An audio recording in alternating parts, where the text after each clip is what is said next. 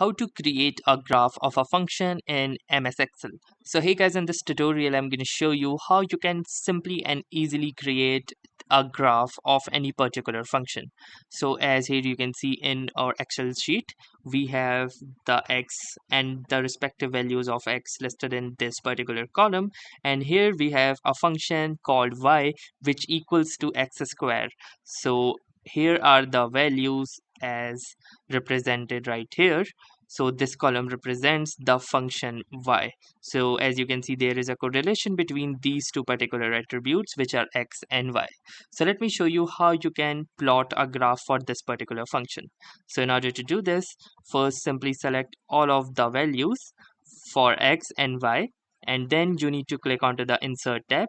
Then once you are inside the insert tab, you need to come under this chart section, and from here you can see this icon at the bottom which stands for a scatter or bubble chart.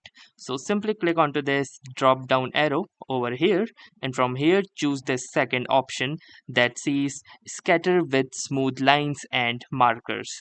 Once you will click onto this, you can see that we have successfully plotted a graph for this particular function, and we did it within a fraction of some seconds or minutes. So that's how easily you can create a graph for any particular function in MS Excel. So that was all for this tutorial. If this tutorial was helpful to you, consider giving this video a like. Do tell us in the comments how it went for you, or if you have any suggestions or questions to ask, then ask them in the comments. And also don't forget to subscribe to our YouTube channel for more such exciting and helpful video content. Thanks for watching and have a nice day.